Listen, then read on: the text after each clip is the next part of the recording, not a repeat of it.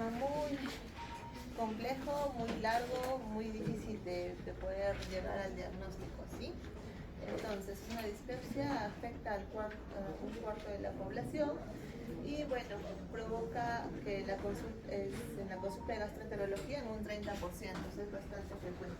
Y como todos los trastornos funcionales de los que ya hemos conversado, eventualmente también provoca afectando la calidad de vida en los pacientes y gastos socioeconómicos, que son importantes. Entonces, ¿cómo podemos definir qué es una dispepsia? Tenemos criterios, como en todos los trastornos funcionales, que nos van a llevar a un diagnóstico. Entonces, los criterios de Roma la definen como un dolor o malestar centrado en el abdomen superior, ¿sí? Este malestar se puede asociar a plenitud abdominal superior, saciedad precoz, flatulencias o náuseas. Ahora, hablando de lo que es dispepsia funcional, la dispepsia funcional es lo mismo que hemos mencionado antes, pero que los síntomas son persistentes y recurrentes, teniendo de por medio una endoscopia donde nos indique de que no hay ningún tipo de organicidad o algo que nos esté ocasionando los síntomas, como una úlcera, un cáncer, etc., ¿no?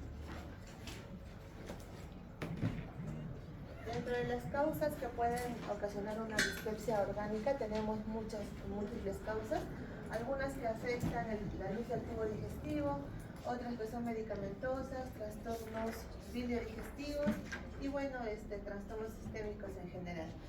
Dentro de los trastornos que atacan el tubo digestivo, como la luz, tenemos a todos los que se mencionan, principalmente la intolerancia alimentaria, la enfermedad ulceropéptica, el reflujo, el cáncer, que puede ser tanto esofágico como gástrico, la gastroparesia, las enfermedades gástricas infiltrativas, como la enfermedad de Crohn, que ya la van a conocer más adelante en las clases, alguna presencia de los parásitos, volvemos a lo que es las giardias, los vólvulos, isquemias o síndromes de intestino irritable. Dentro de los medicamentos tenemos los más frecuentes cuando lo consideramos al alcohol, las aspirinas, el AINE, los preparados digitálicos, sí. Trastornos biliodigestivos tenemos las pancreatitis crónicas, el cáncer del páncreas o algún tipo de alteración o patología de lo que es en la vesícula. En los trastornos sistémicos, bueno, la diabetes mellitus, sabemos de que normalmente en la diabetes en los pacientes más adelante pueden presentar alteraciones en el tubo digestivo y dentro de ellas una gastroparesia, ¿verdad? Entonces esta gastroparesia también se va a poder ver afectada por esta dispepsia. Entonces, lo que es la intolerancia alimentaria, ¿sí? Recordemos que hay varios irritantes digestivos eventualmente que pueden provocar mayor molestia, mayor desconfort, mayor dolor en el paciente, esa sensación de malestar que tenemos, ¿sí? Esa irritación de la mucosa. Estos alimentos, pues ya sabemos que es el café, uno de ellos, ¿no? Con o sin cafeína, igual altera, igual daña. Los alimentos que tengan picantes, muy condimentados, que en nuestro medio en general pues es casi todo, ¿no? Casi todo lo que se come, la comida tradicional peruana, que es la tan conocida, es muy condimentada y, bueno, se usa bastante lo que es el picante, ¿no? Y, bueno, también el consumo del alcohol, todas esas cosas que también pueden dañar lo que es la motilidad y estimular los receptores. Dentro de las intolerancias por medicamentos, bueno, sabemos que obviamente los medicamentos, al ser gastrolesivos, van a dar una lesión directa sobre la mucosa y también van a alterar la motilidad, entonces se va a generar esta dispepsia en los pacientes. Pueden llegar a provocar reflujo en algunos pacientes, ¿no? Ahora sabemos de que los AINE son los que provocan mayor daño en relación a los que son inhibidores de la COX, ¿no? Eso ya es eso. Ahora, la enfermedad ulceropéptica. Si bien es cierto, la úlcera puede presentar síntomas de dispepsia, pero no todos los pacientes que tienen dispepsia tienen úlcera, ¿no es cierto? Entonces no es proporcional. Es frecuente, las úlceras más frecuentes en que pacientes mayores, pacientes que tienen una infección por Helicobacter, ya hemos conversado sobre ello, ¿no? El consumo de AINES, dispepsias nocturnas, el alivio con los alimentos, que sean hombres y que consuman tabaco, ¿no? Dentro de la enfermedad por reflujo ya hemos conversado en la clase anterior, creo que queda claro, pero la gran mayoría de estos pacientes que tienen reflujo también presentan estos signos de dispepsia y pirosis, ¿no? Se puede asociar cualquiera de los dos, pero no siempre la dispepsia, el reflujo va con esto de la dispepsia. En lo que es el cáncer gástrico y el esofágico en general, está presente en el 1 al 2% de los pacientes que se hacen endoscopía por algún signo o síntoma de dispepsia, ¿no? Lamentablemente por muchos de los cánceres que se encuentran ya en fases avanzadas y el riesgo de cáncer es mayor en pacientes que puedan tener, pues obviamente, cirugías gástricas que están en boga ahora, ¿no? Que casi todo el mundo se quiere hacer la cirugía en banda gástrica y este es un mayor riesgo para poder presentar un cáncer, ¿no? Antecedentes familiares de cáncer, ya hemos visto que también han hecho la clase de cáncer donde han visto que tiene un gran componente genético, ¿no? Ahora, el hecho de que también tengamos algunas zonas donde hay mayor cantidad de cáncer y el hecho de que también tenga una infección por Helicobacter que sea de los más agresivos. Entre los trastornos pancreáticos o biliares, bueno, se asocia a esto el dolor pancreático, si lo han podido valorar, es un dolor pues más en epigastrio, mesogastrio, lancinante, ¿sí? Que puede ser acompañado o no de náuseas, entonces también se puede confundir o puede hacer pensar de que esto es una dispepsia, pero más en pacientes que presentan pancreatitis de tipo crónica, ¿no? Que son episodios de dolor recurrentes y que tienen eventualmente aumento de las enzimas pancreáticas, pero no llegan a un aumento tan marcado, ¿sí? Hay otros trastornos digestivos que también suelen manifestarse, que no suelen manifestarse con síntomas de dispepsia, pero que también los vamos a mencionar como para que quede claro. Dentro de ellos tenemos los parásitos, la diarrea, uno de los más frecuentes, la gastroparesia, el trastorno de mala absorción, la enfermedad de Crohn. Dentro de las enfermedades inflamatorias intestinales, recordemos que es la única que llega a diferentes partes del tubo digestivo, ¿no? Trastornos infiltrativos, infecciosos, inflamatorios y bueno, la isquémica en general. Entonces, hablando así del tema principal que es la dispepsia funcional, ya hemos mencionado antes en la segunda diapositiva qué es lo que es dispepsia disfuncional, ¿no? Este es un trastorno que es de síntomas persistentes o recurrentes, más de 12 semanas, donde no hay una lesión orgánica, o sea, no hay algo que esté ocasionando esto. Endoscópicamente no tenemos que encontrar nada. Entonces, yo no puedo decir que es una dispepsia si es que le he encontrado, pues, Helicobacter o le he encontrado una enfermedad ulcerosa al paciente, ¿ya? Prácticamente es un diagnóstico de exclusión, o sea, tengo que excluir todo. ¿Y cómo lo excluyo? Con una endoscopia. La única forma que tenemos de poder ver lo que es el tubo digestivo por dentro es entrando y mirando. Entonces, en la parte alta, la única forma que tenemos es haciendo la endoscopia, ¿sí? Okay. Otras formas de llamarla, la llaman como no ulcerosa, o no orgánica, idiopática. Y bueno, como en todo trastorno funcional que les mencioné antes, también tiene unos criterios. Los criterios, si bien es cierto, son del 2016, son ya un poco antiguos, pero todavía los seguimos usando. ¿Y qué nos dicen los criterios? Nos dicen que tiene que estar 3 meses, en los últimos 3 meses, pero que los síntomas hayan iniciado hace 6 meses, como indica acá, ¿sí? Y los síntomas tienen que asociarse a lo que es el esofágico, que es un dolor en epigastrio, ardor en epigastrio, que es con un síndrome doloroso, que haya una llenura postprandial y una sensación de saciedad temprana, ¿ya? Entonces, eso es lo que tenemos que valorar en el paciente para poder decir que es una dispepsia funcional, ¿sí? Entonces, 3 meses en los últimos 6 meses. Dentro de la fisiopatología, pues, tenemos múltiples causas que nos van a llevar a que el paciente pueda llegar a presentar síntomas de una dispepsia. ¿no? Ya sabemos, trastornos de lo que es el eje digestivo, cerebro, ¿no? Ya no tanto intestino, ahora se habla más del eje digestivo, cerebro, y con trastornos de ansiedad, depresión, etcétera, somatización. Otro tenemos la hipersensibilidad visceral, el reflujo también actúa, la inflamación por Helicobacter pylori, alguna otra inflamación duodenal que también puede ser por Helicobacter, etcétera, trastornos funcionales y otros.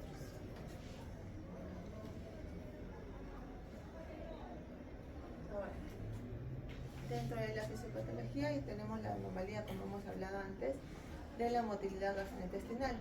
Y dentro de esto vemos de que tenemos dos causas principalmente, ¿no? Un retraso en el vaciamiento gástrico y un deterioro en la acomodación gástrica.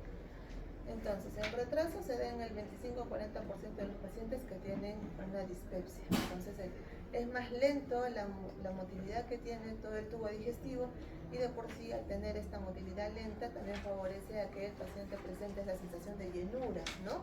Que es lo que nos decía antes dentro de los criterios diagnósticos de ROSNA 4. Otro, tenemos el deterioro de la acomodación gástrica, que es un reflejo vagal que produce una relajación postprandial, pero esto se da en diferentes formas, en diferentes partes del estómago, ¿no? No todo el estómago se da igual, ¿sí? Ahora, otra causa, la hipersensibilidad visceral. Tenemos igual, como hemos hablado ya de este eje, ¿no? Si yo tengo trastornos o problemas o ansiedad, depresión, etcétera, va a ocasionar también de que altere la motilidad, ¿no? Como todos los trastornos funcionales que tenemos en el tubo digestivo, se va a alterar la motilidad y eventualmente va a ser como un círculo, ¿no? Me va a llevar una cosa y la otra me va a llevar al otro, y entonces en ese plan vamos. Entonces tenemos que tratar que primero lo neurológico, los trastornos emocionales, ¿no? Hacer una terapia emocional en el paciente en lo que sea posible en nuestro campo de lo que es gastroenterología. Pero recordemos que las fibras descendentes del tronco encefálico controlan la percepción de la sensibilidad visceral, a diferencia que las aferentes vagales no participan en la percepción de dolor visceral. Entonces, si es que nosotros hacemos una vagotomía, no va a alterar. Más bien, pero si hacemos una interrupción de los ganglios encefálicos o celíacos, ahí sí se va a alterar este dolor visceral que puede llegar a sentir el paciente. ¿Okay? Esa es una causa importante. Otro, hablemos también del Helicobacter. Ya hemos hablado antes del Helicobacter, y eventualmente, pues, cuáles son los que pueden producir mayor sensación de dispepsia, mayor molestia en el paciente. Los que tienen las cepas virulentas. Ya saben cuáles son los que tienen las cepas virulentas, los que tienen el Ka y el Ka, ¿cierto? Eso sí queda claro, ¿verdad? Okay. Dentro de los trastornos psicosociales ya hemos comentado antes, ¿no? El estrés, la preocupación, todo esto va a ocasionar un círculo vicioso en el paciente. Entonces, en ese círculo tenemos que tratar nosotros de cortarlo para que eventualmente ya no haya estas molestias de dolor. Ahora, tenemos también el abordaje de las dispepsias no investigadas. ¿Qué quiere decir que no investigada? Que no se llega a hacer un procedimiento endoscópico y no hemos podido llegar a descartar que sea o no algo más que esté ocasionando en nuestro paciente los síntomas de dispepsia, ¿no es cierto? Vamos.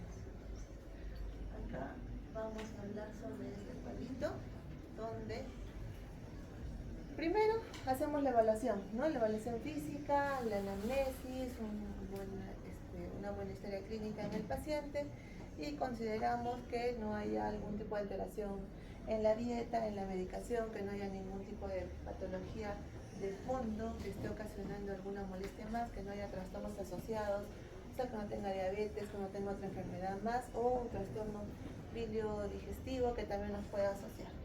Si descartamos todo eso, tenemos dos grupos, ¿no? El paciente que tiene más de 45 y el paciente que tiene más de 45 años. Vamos primero con este que tiene más de 45 años. Buscamos los signos de alarma porque son pacientes que tienen la edad de riesgo, ¿verdad? Más allá de los 45 años ya han conversado también en las clases de lo que es cáncer de colon y de y de estómago, que es uno de los factores de riesgo, ¿verdad? La edad, ok.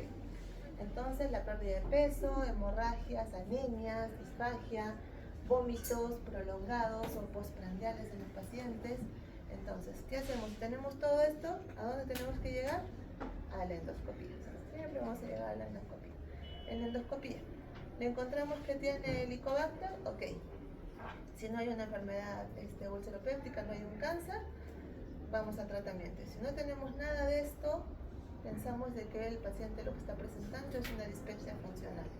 Entonces de ahí vamos a abordar, ¿no? Si eventualmente, a pesar de que pensemos de que es una dispepsia, tiene Helicobacter, pues damos el tratamiento para Helicobacter.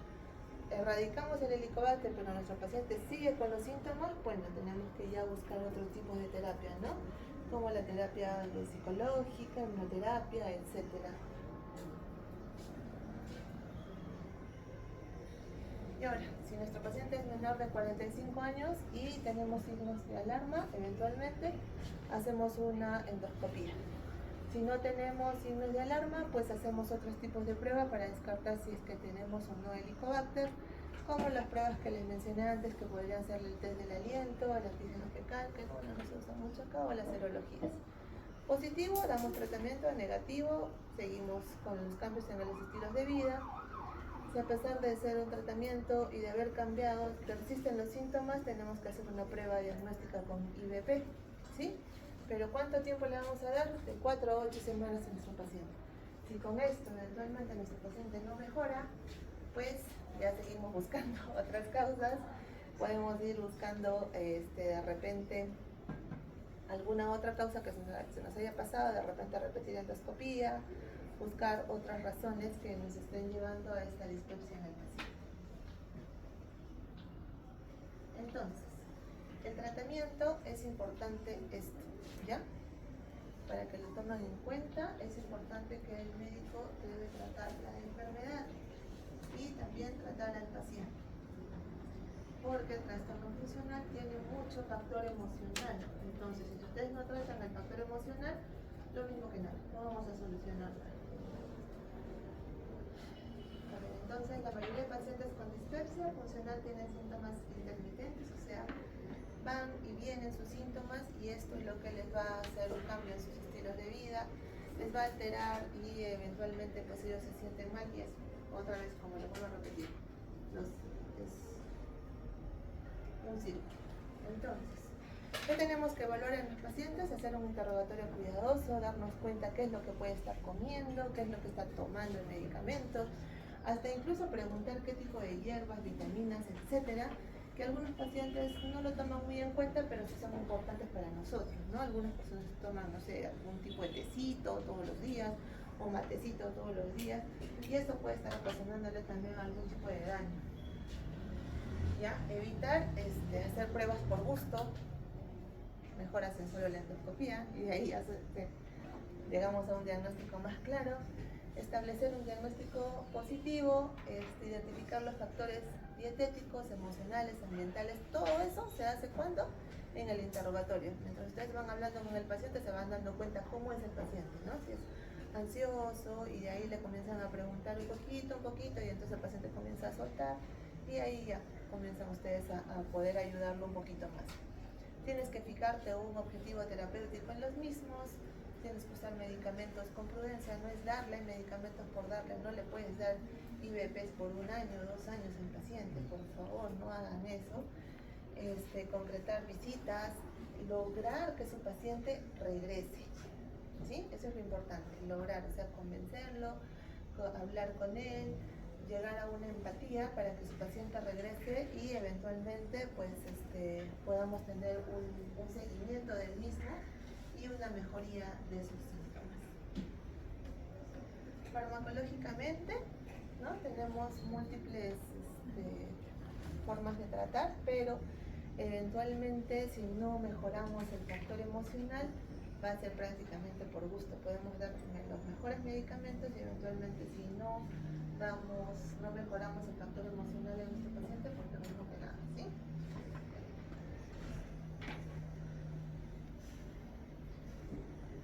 Dentro de los fármacos que nos van a ayudar tenemos los antisecretores, antiácidos, IVPs, medicamentos que nos van a ayudar en la motilidad, en la acomodación gástrica, como los procinéticos, eventualmente en algunos casos nos puede ayudar. Si encontramos helicobacter, tratamos el helicobacter. Pensar si es que nuestro paciente es tributario o no a iniciarle una terapia con antidepresivos o de repente derivarla en la especialidad para que el psiquiatra le pueda dar un tratamiento más específico acompañado de su terapia psicológica, ¿no? Hay algunas hierbas que también nos ayudan y sustancias que han visto que mejoran mucho en los pacientes porque eso es lo que les va a decir. ¿Y qué puedo tomar? Aparte de los medicamentos, ¿qué más puedo tomar, ¿no? Para sentirme mejor. Entonces hay cosas que sí nos ayudan. La simeticona, si bien es cierto, es un medicamento, nos ayuda también en lo que es los síntomas, pero lo consideramos como parte del tratamiento de otras sustancias de venta libre. Nos ayudan también el anís estrella, que eventualmente actúa un poco mejor sobre los gases y la formación de los mismos, y bueno, eventualmente mejora las molestias, ¿no? El aceite de menta y las terapias psicológicas en general. ¿Sí? Entonces hasta ahí queda lo que es dispepsia. ¿Tienen alguna duda?